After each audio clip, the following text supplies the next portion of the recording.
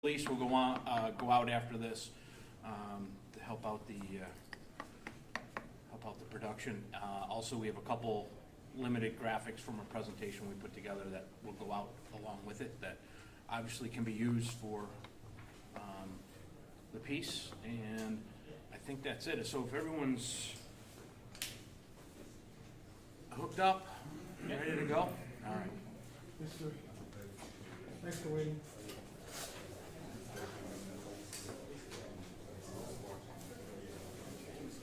We're all set whenever you are.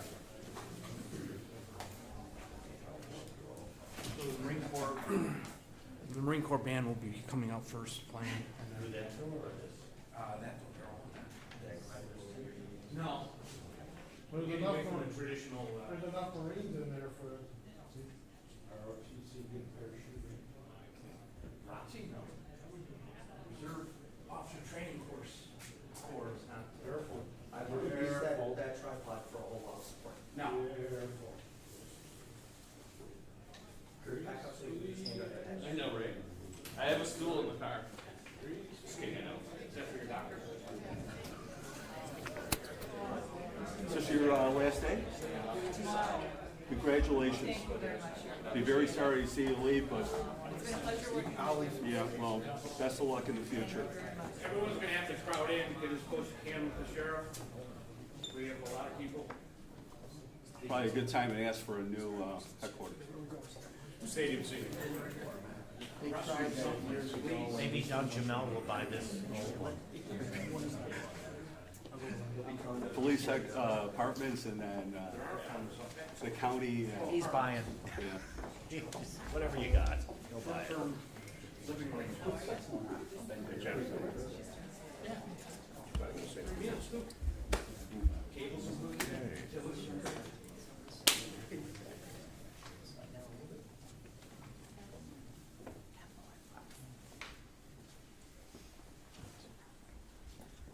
I think you see from the turnout today the importance it has for professional law enforcement and government, us addressing this issue of these behavioral threats that are coming, that are causing tragedies across the country. The act of pure evil that occurred on May 14th at the Tops Friendly Markets on Jefferson Avenue underscores the need for law enforcement professionals from across the state to revise strategies, policies, procedures, and plans to confront the threat of domestic terrorism and other treacherous behaviors and ideologies. Today, I'm here to announce that we have assembled a team of professional law enforcement partners to immediately begin impaneling this team so we can begin the important work of analyzing and investigating these types of threats. The Erie County Sheriff's Office Behavioral Threat Assessment Team's mission is to form a consortium of community stakeholders with diverse expertise and access to resources dedicated to identifying and closing threat gaps in Buffalo and Erie County.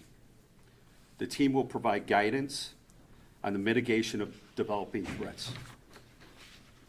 This team will act as a central clearinghouse of information and will provide consultation on how to initiate balanced intervention and case management strategies specific to situations with a significant risk of targeted violence by looking for indicators such as social media postings, pre-operational activities, fringe ideologies. This group can identify individuals and disrupt their pathway to violence and redirecting them early in the process. So it's not always about ending up in handcuffs. This is about stopping the behavior, stopping the threat.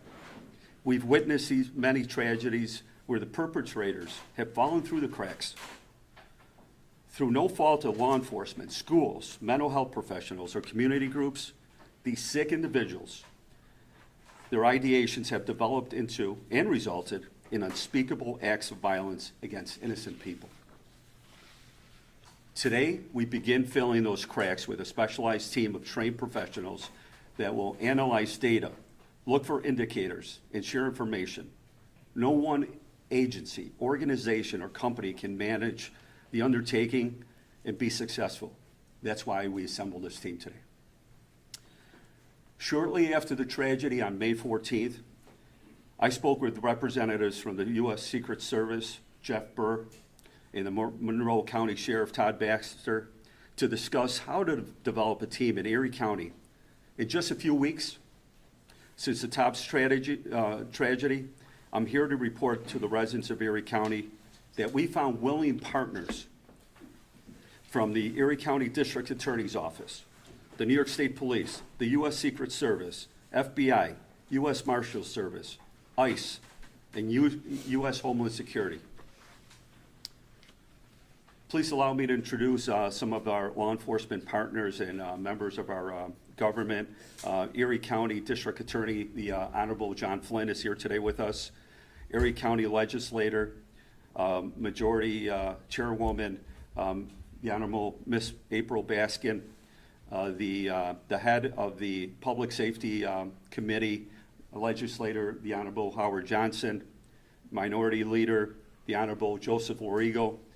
We have Jeff Burr, who's the Special Agent in charge of the U.S. Secret Service, Darren Cox, from the FBI, he's the Assistant Special Agent in charge here in Buffalo, Brian Klaus, the Assistant Special Agent in charge of alcohol, tobacco, firearms. We have our U.S. Marshal, Chuck Salina, today here. We have Matthew Scarpino, the Acting Special Agent in charge of Homeland Security. We have from New York State Police, Lieutenant Nate Stolbert, Tom Brophy, the Field Office Director of Immigration Customs Enforcement. Here for Director Rose Brophy, we have Dawn Caltagirone. And I thank every single person for being here. Please note that it's important to recognize that it's not just this is just the first step in completing a roster of partners to ensure the behavioral threat assessment team represents all aspects of Erie County. So our goal is this: all local and tribal enforcement agencies, school districts, colleges, universities, PTA groups, drug and veterans courts, block clubs, all religious communities, area hospitals. If you see it, say something.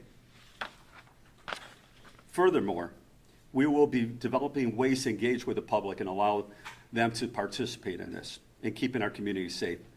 The team's looking at creating a website, a mobile app, and a tip line, and other means to accept anonymous tips so it can be shared with our public, because that's what we're here for, is to protect and serve our public. And we need to get the word out that if you see something, please say something. I'm going to bring up the Honorable Ms. Baskin to say some words. Thank you. Thank you, Mr. Sheriff, for your stellar leadership on this well-needed division. And I must stress, this is not yet another task force. This is not yet another work group. It's a common response with elected officials when it's time to take action and move on issues that are a detriment in our community. But this is an actual new division that is being developed under the leadership of Sheriff Garcia. And he has my respect for acting so quickly in this manner. I want to acknowledge my colleagues in government who are here as well, my colleagues in the legislature who are joining me here today, and Legislator Johnson, who has done a stellar job at leading the county legislature's Public Safety Committee, and also DA Flynn. Thank you so much. And finally, to all of the law enforcement that are here today from so many various branches of government who are partnering with the Sheriff's Office, who are prioritizing public safety here in Erie County, and who are going to make sure that this is a robust new division that targets individuals who are exhibiting behaviors that could pose a threat to our communities, our neighbors, and our families. The mass shooting, the slaughtering of innocent Black people, the massacre that happened on Jefferson Avenue demonstrated that Erie County is not immune to domestic terrorist attacks. And I know that I am still personally impacted. I haven't yet been grocery shopping since May 14th. I have felt real panic in public places. I want to again thank Sheriff Garcia for taking the initiative to develop this behavioral threat assessment division. It's noted here as team, but it's a whole division, and that's really important. How often after an attack have we learned that people who are victims of the attack were concerned about the perpetrator, or that someone, a parent, a teacher, a colleague, or a neighbor reported concerns about their behavior that never rose to the level of action, be it a welfare check or an investigation or even a simple conversation. This is going to now change here in Erie County. If our community is going to take these kinds of threats seriously, we do need a comprehensive approach that breaks down the barriers and encourages communications between law enforcement, education institutions, employers, community organizations, and religious institutions. If someone makes a terrorist threat, we need to take it seriously and find out how serious it is. How many tragedies in recent years could have been prevented if a concern had been raised at school, at a workplace, or just resulted in real follow-up. I'm grateful for those who are here today that have taken an oath to protect and serve the residents of Erie County. And I think it shouldn't be lost on any of us that those folks who lost their lives, those residents, your neighbors who lost their lives on May 14th, they too were servants. There was a matriarch of a family of firefighters and public officials. There was a man who was buying a birthday cake for his son. There's a woman who was visiting or on her way from visiting her husband in a nursing home and buying him food and treats and snacks. We owe it to them to do this type of work in Erie County and to respond beyond well wishes and beyond thoughts and prayers, but to put action the way Sheriff Garcia and the fellow law enforcement are doing here today. I am pledging my support as a county legislator and the chair of the body that whatever financial support is needed to make sure that this team has the resources that it needs. He has my commitment, and he also has my gratitude for his leadership. Thank you so much, Mr. Sheriff. And thank you to all the law enforcement that are here today that's going to make this happen. God bless you all.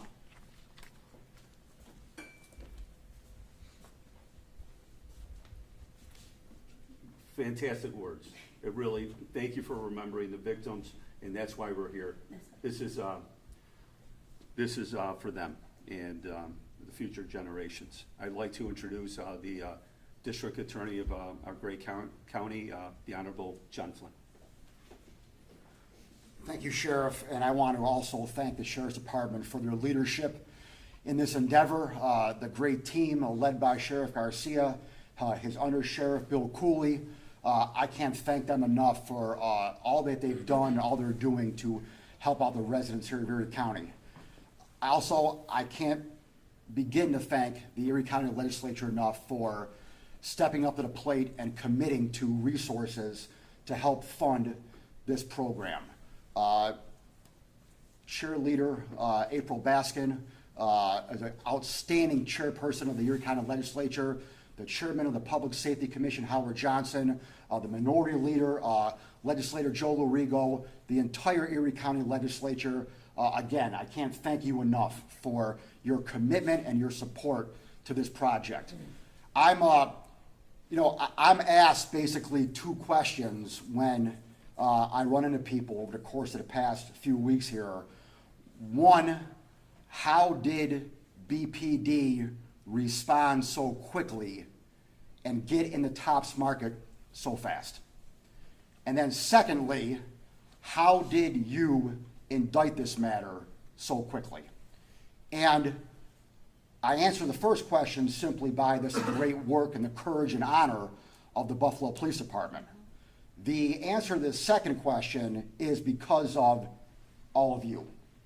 Everyone standing behind me here right now. My federal partners, my county partners, my state partners, everyone behind me right now in law enforcement.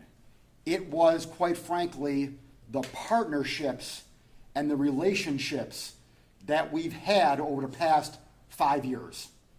And those partnerships and those relationships got into action immediately on May 14th and resulted in the results that we had and announced last week. Now, again, I can't talk about it. I have a gag order against me, so I'm precluded from going any further. But I can talk about, and I will take the chance of getting held in contempt to honor my partners behind me right here. And it's because of all of them and all that they've done and all that they're doing is the reason why we were able to do what we did. And now we look beyond the prosecution and we look forward to preventing this, to stopping another attack from happening. And this action plan that Sheriff Garcia has implemented is a step in that direction. And for me to be part of that, for me to be part of this team, again, it's not a task force, it's a team, I am honored. And Sheriff, whatever you need, I'm behind you 100%. Thank you, Mr. District Attorney, very much appreciate it. If there's any questions regarding the behavioral threat assessment team, Sheriff, it seems that this is New York State, it seems you're looking at what didn't happen in Broome County in terms of the red flag law and the assessment and so forth, but what is happening in Suffolk County where they've been using the red flag law, they've had 160 cases, it seems you have the legal tools to do something, but maybe nobody has been taking these tools and using them. So you're not going to Brian Higgins and saying you want this law changed, or Crystal Peoples-Stokes. You seem to have the tools you need. What you're doing is working with everybody here to say, we've got to use them. so we have many issues, correct, in the community. We have the 400 plus overdose deaths that we have every year. We have the mental health epidemic that we have.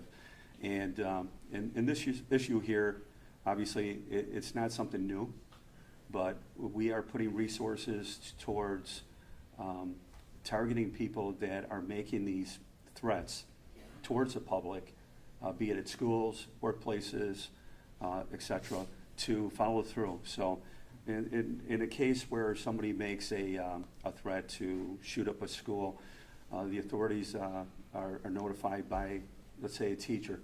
So the teacher does their job, see it, report it. Law enforcement does their job, maybe under the mental health law, 941, they go to a facility for a period of time. It's the follow-up afterwards. And if you get a chance to interview fellow students, the staff of the school, from the lunch ladies to the principal, and people know, the neighbors know. And we have the tools, sir. You're right. We have under Kendra's law and Terpel, where we could, it's an emergency removal of firearms. We do have tools. Sure. Yes, sir. And I'm glad you said this isn't another task force or blue ribbon panel, but that's what it sounds like. So what's the big difference here between this and every other task force we hear of?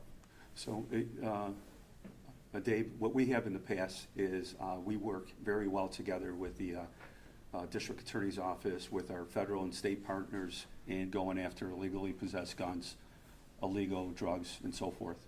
And with this is not a threat assessment council that already exists here in Erie County, Monroe County. This is something where we are going to be proactive. So if there is a threat, we're going to follow through with the threat. And maybe all it takes is a knock on the door by us and one of our partners, the FBI and so forth, to stop that threat. So you have this staircase, these steps, where you have behavioral threats and then actions taken. And we want to stop that. We want to stop that by, it's not about putting handcuffs on people a lot of times. There might be some mental illness and maybe having people get that help. But this is going to be boots on the ground as the Honorable Ms. Baskin said, resources are going to be put into place for a division within the Erie County Sheriff's Office of boots on the ground deputies, and the force multiplier by then reaching out to every local police department and them giving us one officer, so we could then touch base with the different school districts and the different community. Do you envision this functioning or working when there's someone who alerts you or a school or a doctor or someone else that someone's acting a little off? And then how does it manifest itself? Do you envision a bunch of people in a room trolling their internet activity, or do you set up surveillance on them, or how does it manifest itself once you get that? So all of that, Dave, all of that. It's just like in any other criminal investigation, but this would be, where someone is making a threat, and we're in 2022. If you're going through to get on a flight, it's no longer a good idea to say, why, do you want to check my bag for a bomb? You can't yell fire in a movie theater, this is a different time. If kids are joking about saying, I want to kill my fellow students, that's not acceptable. We're following through. And it might be just changing the behavior. It might just making sure that that threat doesn't elevate to an act of violence. But this is going to be taken seriously. We do have the tools to temporarily remove weapons from the household. Also to put those red flags in place in case somebody does apply for a pistol permit and there's a NICS, check, that there is a red flag and say, no, you're not able to do so. We have all. Oh, sorry, go ahead. Well, we have all that. I guess the difference is now, if someone involved in such activities, is a short way of saying it, you might expect a knock at the door? Well, when I started with the Buffalo Police Department, the old timers used to say that we had 55 people assigned to gambling and 12 people assigned to the hotel squad. Well, it's 2022. Now we're dealing with different crimes and potential crimes. So we want to be ahead of the curve and not wait until something like this happens and filling those cracks, because falling through the cracks is not acceptable. This happened here in Buffalo, New York, on Jefferson Avenue. People were killed, massacred, because of the color of their skin. And we are going to take every threat that it's made throughout Erie County seriously, and we're going to investigate, and we're going to stop that threat from escalating. Sheriff, It sounds like you're relying on people to come forward, and I'm wondering how that would work if you're talking about people making threats on an obscure website on the dark web. I mean, are you monitoring sites like that? Is that what this team would be doing? We always count on our neighbors, on our community, to be our eyes and ears, and to see it and report it and say something about it. So we are going to get a marketing strategy out there to make sure that everyone knows that this team is in place. And teachers, they know the kids.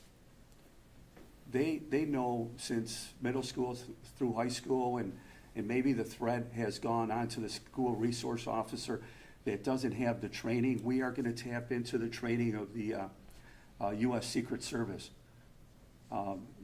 Mr. Burr could explain it even better than I can, but they've been dealing with threats to the president and vice president for years. I mean, this is something that's been in place, this type of investigation.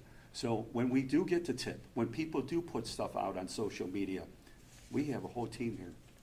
Sheriff, can I get you to just elaborate a little bit more? I think what all of us are kind of struggling to really wrap our heads around is how this would work. Perhaps you can give us a hypothetical scenario, because in the aftermath of the Tops shooting, I'm saying what you all know, law enforcement was inundated with tips from parents and teachers and schools saying, that we've received various threats on social media, et cetera, and in a number of ways. So I can only imagine that this division is going to be absolutely inundated, and that's where the partnerships, that's where you lean on the partnerships. So can you walk us through a bit of a kind of a scenario, a hypothetical scenario?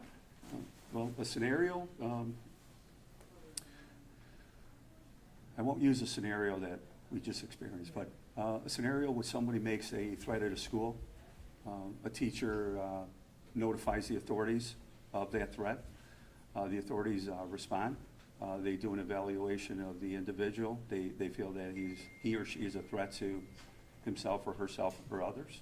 And they use the tools in place, for example, the Mental Health Law 941.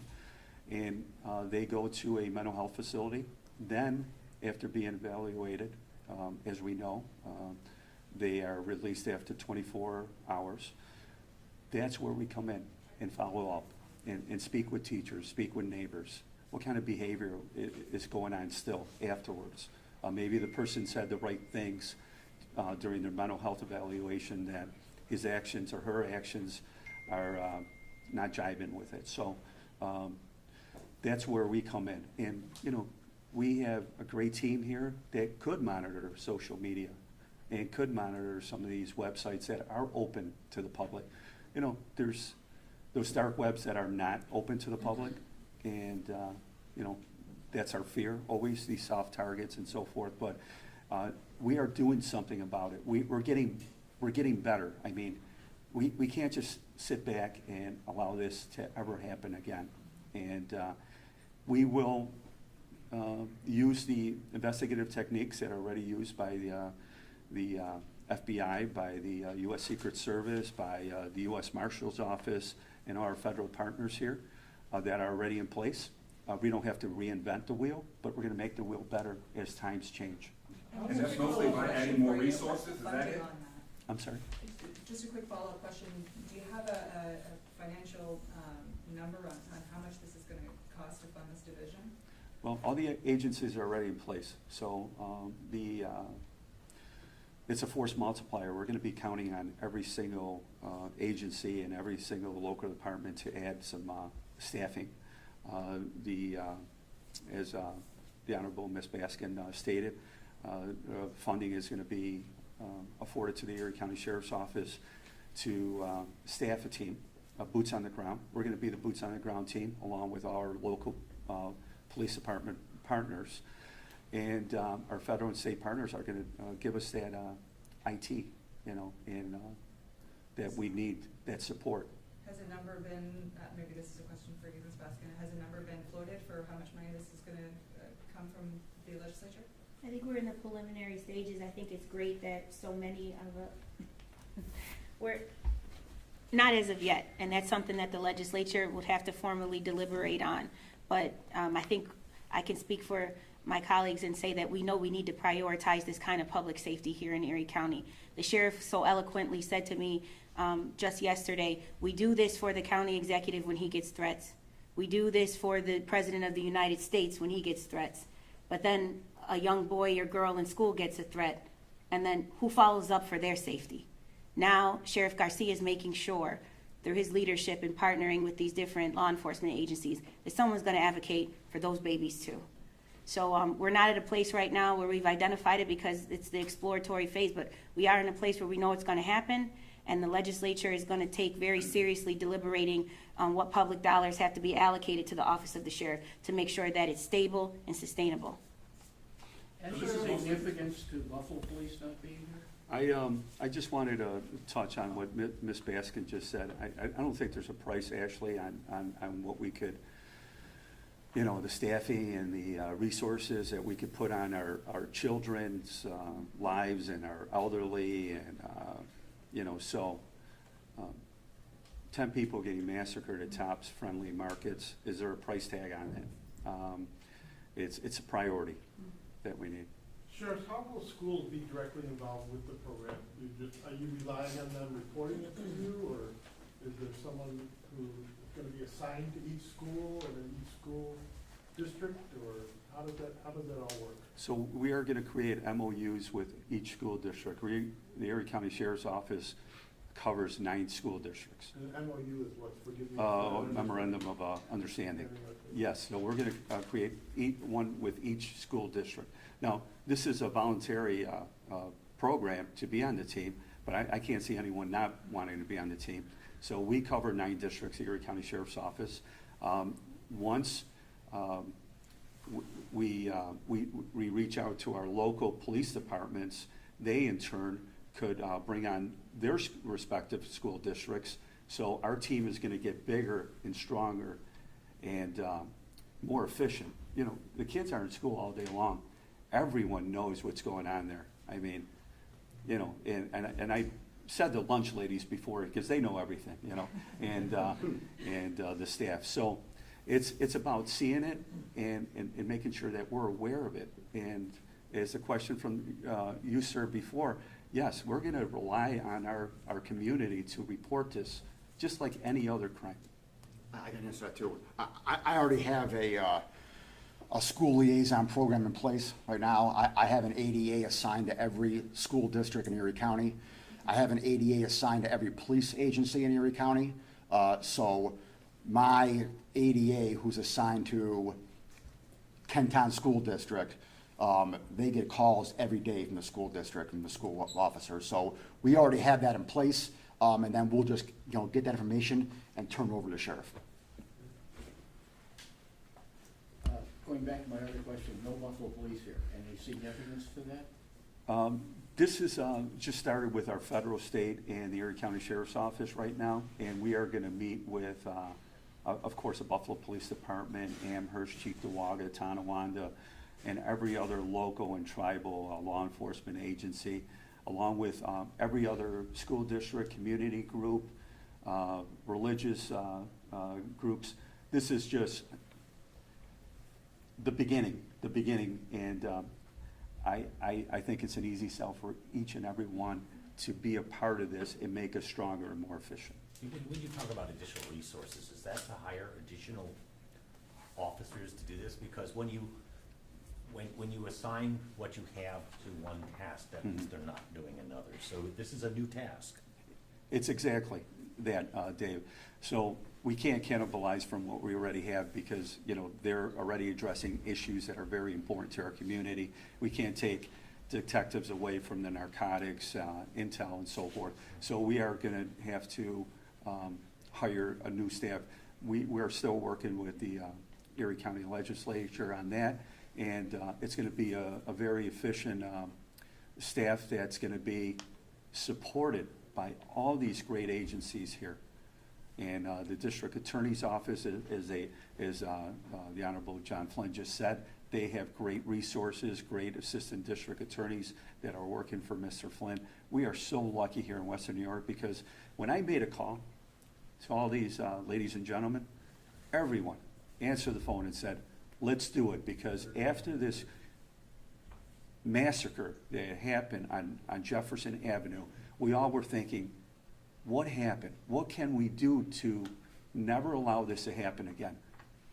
Everyone said, let's do something about it, and let's do it immediately. We've done it within a few weeks. This is a new wheel. Are you talking deputy sheriffs, or are you hiring psychologists, or maybe retired officers or agents who understand this stuff? You know, I mean, if you have somebody in a patrol car, that's not quite the same thing as someone who can have a school district call and say, you know, this kid is, there's something a little strange about him. Do you want a deputy taking that, or a psychologist? All deputies that are going to be part of this team are going to get the best training from the U.S. Secret Service, the Department of Justice. They're all going to have certifications in how to identify these behaviors and how to act upon these threats. So it's all about training. This is as the training you will receive if you work in homicide or narcotics. Yeah, we're not going to pull a deputy off the road and expect him or her to understand the inner workings of this type of behavioral threat and maybe a crime. So yes, the training is going to be very important, and that's why it's so fantastic to have our federal and state partners aboard, because there's many trainings available, and you know, again, when this happened, everyone at the scene, everyone I spoke to afterwards, we all said, we can't allow something like this to fall through the cracks again. Are we When you looking expect at this to- going to work with other counties? Because as we know, this individual in custody is not from your county. So after this occurred, I saw that Todd Baxter, the sheriff of Monroe County, had a threat assessment council, ROC-TAC, Rochester Threat Assessment Council. So I spoke with him. We exchanged some materials. Mr. Jeffrey Burr, the special agent in charge of the U.S. Secret Service here in Buffalo, was already working with Sheriff Baxter, and that's how it started immediately. And I've been in contact with the National Sheriff's Association. They have trainings, they have pilot programs in Georgia, and by the beginning of the year next year, I saw some legislation from the governor's office that each county in the state is going to have a team in place. When do you expect this team, as you envision it, to be up and running? As soon as we get our people trained, certified, and ready to go. And roughly how long would that take? That's going to take, we have some conversations that we're going to have with the legislature, and then move on from there and get people in training as soon as possible. Less than a year? Oh, no, absolutely. It'll be within, by the end of summer. All right. Thank you, Sheriff. Thank you, everyone. Thank you. Thank you. Congratulations, Ms. Rowe. Good job, Good job, buddy. Thank you.